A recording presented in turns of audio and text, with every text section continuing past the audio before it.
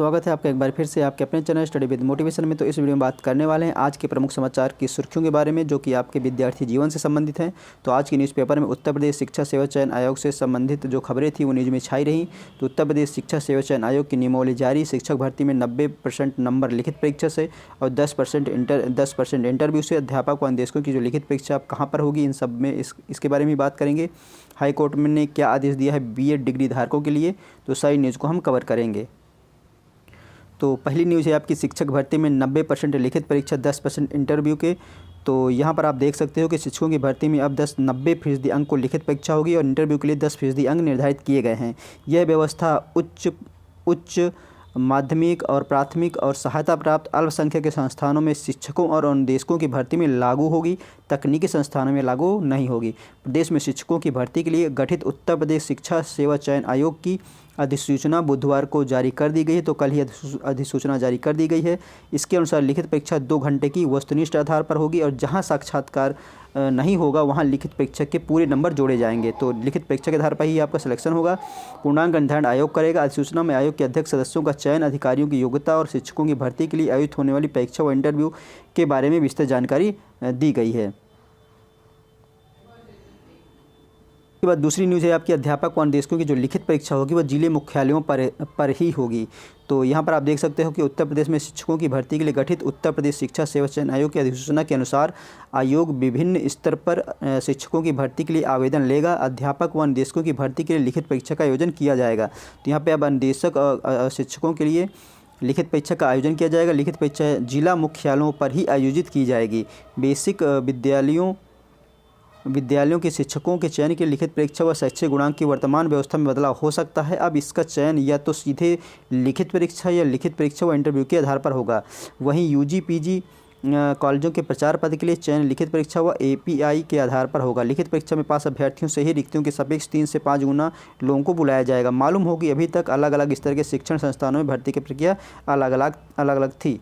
तो ये आप देख सकते हैं। और यहाँ पर एक चीज़ और यहाँ पर आप देख सकते हैं 3 साल में भर्ती नहीं तो विज्ञापन निरस्त। तो यहाँ पर आप देख सकते हैं कि शासन ने कहा है कि यदि 3 साल के अंदर विज्ञापित पदों के सापेक्ष चयन प्रक्रिया नहीं शुरू होती है तो आयोग इसका विज्ञापन निरस्त कर सकता है। आयोग को फिर से इसे विज्ञापित करने का अधिकार होगा। तो ये अधिकार भी आयोग को दिया गया है।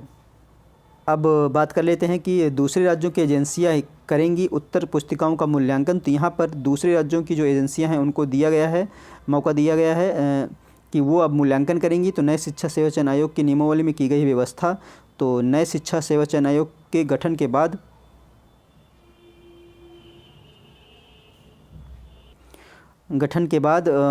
जो OMR सीट की छपाई और उत्तर पुस्तिकाओं के मूल्यांकन की जिम्मेदारी उत्तर प्रदेश के किसी भी एजेंसी को नहीं दी जाएगी। तो किसी भी एजेंसी को ये जिम्मेदारी नहीं दी जाएगी। किसी बाहर की जो एजेंसी होगी किसी दूसरे स्टेट की, तो उसको यह जिम्मेदारी दी जाएगी, जो कोई प्रतिष्ठित एजेंसी होगी उसको।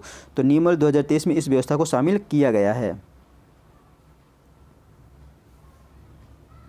और ये न्यूज़ है। और इसके अलावा यहाँ पे आप देख सकते हैं परीक्षा नियंत्रण की अभिरक्षा में होंगे अभिलेख और नियमों में संदेह तो आयोग का निर्णय अंतिम होगा।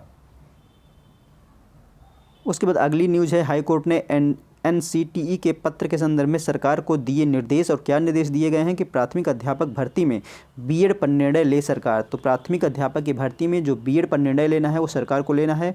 तो हाईकोर्ट ने आदेश दिया है। तो प्रदेश में सहायक शिक्षक पद पर नियुक्ति के लिए शैक्षिक योग्यता से बीएड को बाहर किया जा सकता है। हाई कोर्ट के लखनऊ बेंच ने राज्य सरकार को इस संबंध में राष्ट्रीय अध्यापक शिक्षा परिषद द्वारा भेजे गए 4 सितंबर 2023 के पत्र पर जल्द निर्णय लेने का आदेश दिया है। तो जो यूपी गवर्नमेंट है उसको जल्द से जल्द निर्णय लेने के लिए आदेश जारी कर दिया गया है।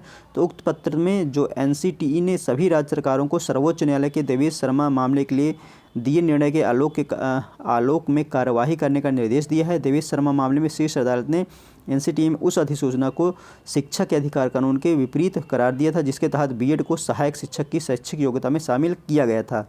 न्यायमूर्ति AR मसूदी व न्यायमूर्ति ओम प्रकाश शुक्ला की खंडपीठ ने श्याम बाबू व 312 अन्य याचिका सुनवाई करते हुए राज्य सरकार को उपरोक्त आदेश दिए हैं। याचिकाओं की ओर से अधिवक्ता राजीव कुमार त्रिपाठी को दलील दी थी कि 28 जून 2018 को अधिसूचना जारी करते हुए।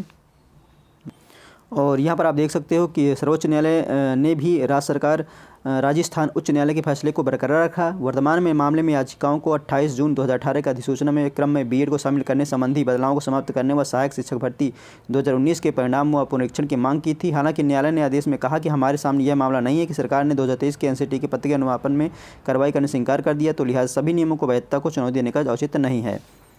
तो यहाँ पर जो आदेश दिया गया है सरकार को हाईकोर्ट के द्वारा कि प्राथमिक अध्यापक भर्ती में जो बीएड पर सरकार जल्द से जल्द निर्णय ले। तो अब यहाँ पे आप देख सकते हो कि 68,500 भर्ती में सीबीआई जांच का मामला उठा।